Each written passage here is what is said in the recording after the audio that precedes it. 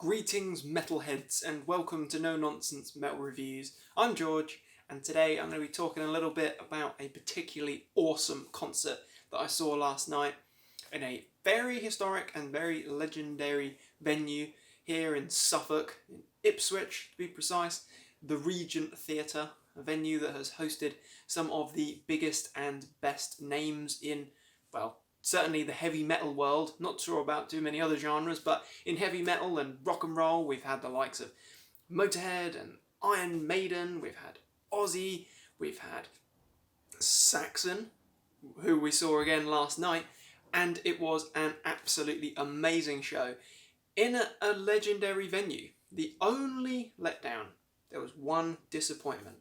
And if you're thinking, whoa, what the hell, disappointment at a Saxon show? It was not the band. The only disappointment was the fact that the whole stall's standing area, they had the seats in. So even if you were downstairs, there were seats. You had an allocated number, a seat row, seat number. Having said that, I was a little bit disappointed with that. It was fine. I had a great view of the band. It was not too far back from the front either. It could have been a whole lot worse, shall we say. But it was an amazing concert. Now, if you've been following this channel, then you'll have probably heard me say numerous times before that Saxon are my favourite band. They are the kings of the NWOBHM, the new wave of British heavy metal.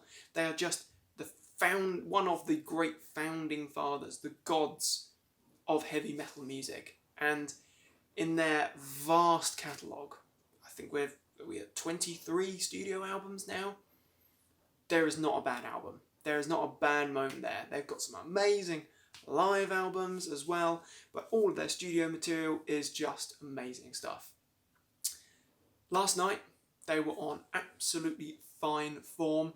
It was actually my 5th time seeing Saxon, so I've had the honour a few times now, and I was amazed by the performance. The set list was excellent. But more on that in a second, because we did have one support band last night.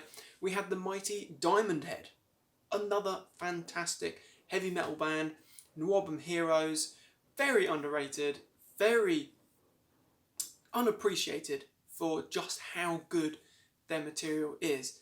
The older stuff, the classic early albums, and also more recently, they've released some incredible albums in the last few years. But unfortunately, we were a couple of minutes late getting to the venue. Unfortunately, we had to get a few pints in on the way. Has to be done. Had a few pints, arrived. We had unfortunately missed the first 2 tracks of the Diamond Head set. So when I got there, we just had The Messenger kicking off one of their more recent tracks from the amazing album Coffin Train from a few years back. That is a heavy metal storming track, great chorus, really good guitar work. The band were on superb form, absolutely nailed it. But we had a whole host of classics from Diamond Head. We had In the Heat of the Night from Borrowed Time, one of my favourite Diamond Head songs, a bit more of a melodic rocker number, but that's a fantastic track. It was beautifully executed, shall we say. And then we had a whole succession of those absolutely classic tracks from their defining album, Lightning to the Nations. So we had that title track there, Lightning to the Nations. We had Helpless, and we had It's Electric, all amazing tracks. But it's that closing number. Of course, we all knew it was coming, Am I Evil? The great, certainly defining track for them, covered by the likes of Metallica and I'm sure many others. It is one of those heavy metal tracks that if you haven't heard it, you're probably lying, or you just don't know who wrote it and who actually sang it, because it is one of the biggest and best heavy metal songs around. I would say Am I Evil, certainly in its more recent form with the Lightning to the Nations 2021 re-recorded album, which is fantastic, and I think it's just been re-released or reissued or remastered again. They're getting as much mileage out of that album as possible. But Am I Evil, in that more recent form, is impeccable. It is one of my favourite songs of all time. If I had to pick just 10 songs to be in my top 10 songs of all time, Am I Evil would definitely come into my top 10, absolutely. And it was amazingly performed. With their current lineup, they're a very tight outfit. They are a very solid band. They put on a brilliant performance. I did actually see them supporting Saxon early this year in January at the Hammersmith Apollo, or the Eventium, or whatever it is called now. It was a shorter set then. There was a few other tracks, but they played like a headline act last night. They really did deliver a solid performance, and they're a great band. So, off they went. The suspense builds. Get a quick pint in, of course, with your overpriced beer and your long bar queues. Had a little look at the merch. Unfortunately, I just couldn't justify the £30 for a t-shirt last night, but I might have a look online, you never know. But it was all about that main headline act. So, Saxon, they take the stage. They open up with the title track of their latest album, The Mighty Carpe Diem.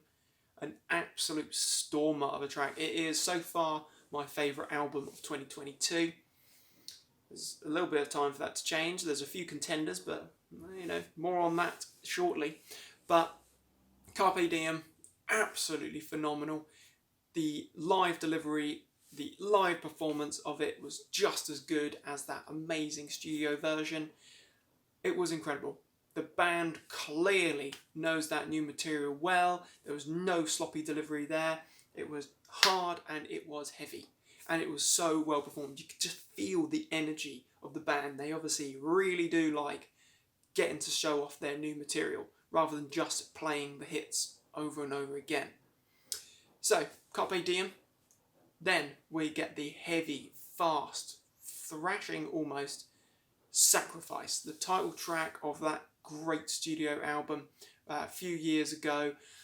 An absolute stormer again. It's been out of their live set for a couple of years now, brought back in, and it is still a heavy hitting track indeed. Sounded amazing. Then we were back to Carpe Diem for The Mighty Age of Steam. Another very good song. There's not a bad track on that album at all, but this is a fantastic modern heavy metal song. And Saxon, in my opinion, over the last few albums, certainly over the last few years, they have been in some of the finest form of their career. And tracks like The Age of Steam from that new album, they show just how they've brought their energy and all of the power and the glory from their early years, and they've managed to translate it so well into modern heavy metal, verging on power metal at times. Age of Steam, great track. Then we had a curveball, a total curveball that I was just not anticipating. A track from The Inner Sanctum, a fantastic album in my opinion, but we had the Rock and Rollin' number from that. We had I've Got to Rock to Stay Alive. Now I was not ready for that one, but that was a perfect track for the live setting. That was a rockin', rollin', got the whole crowd headbanging, cheering along. That was a fantastic moment. Then we had more tracks from Carpe Diem. We had the great Dam Busters, very good moment. That's almost a more like a Motorhead paced, fast speed metal track. Very good song, great chorus, so charged with energy, great hooks there. It's a fantastic track. Absolutely loved it. Then we were thrown another curveball, a pretty big curveball. One of my favourite Saxon songs, buried deep in amongst the other great material of Unleash the Beast. One of my favourite Saxon studio albums. Absolutely love that album. And we had The Thin Red Line with that amazingly groovy bass line. It's just so catchy. It's such a memorable track.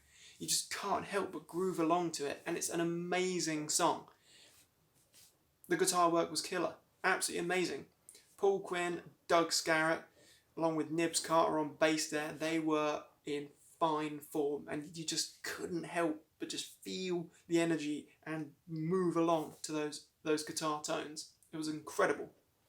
So after we'd had some curveballs, we'd had a few old tracks, we'd had, well, older tracks, not their early material, but sort of late 90s, 2000s tracks. We had another track from Carpe Diem.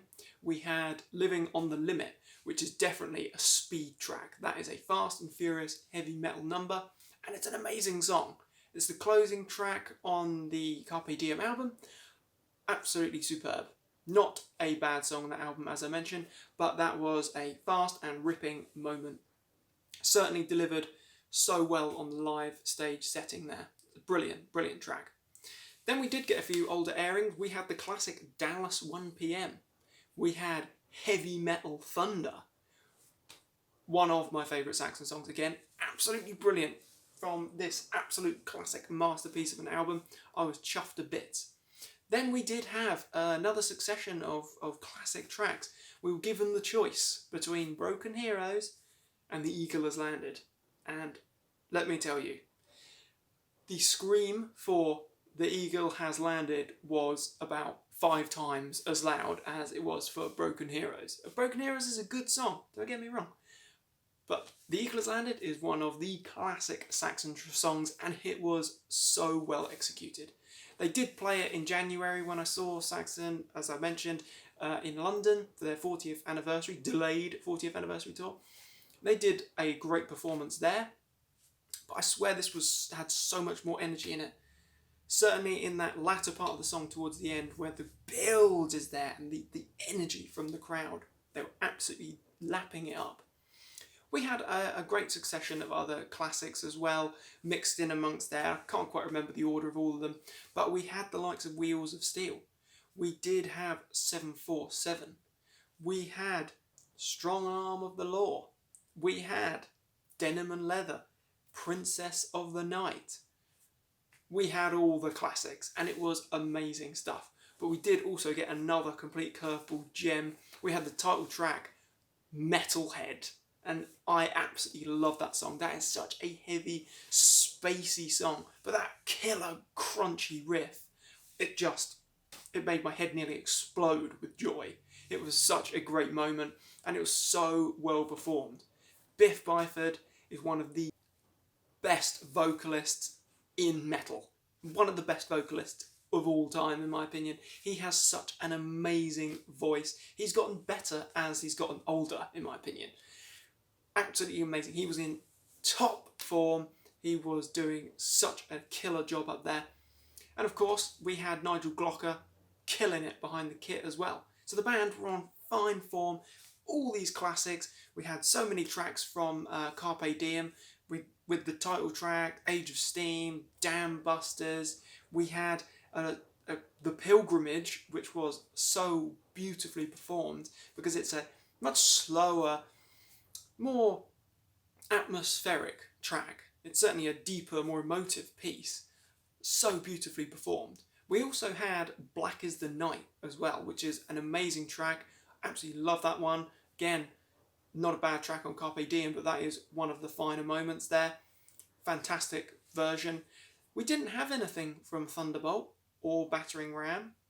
We did have Sacrifice making an appearance again, but nothing from Call to Arms or from Into the Labyrinth or Lionheart, those more recent albums.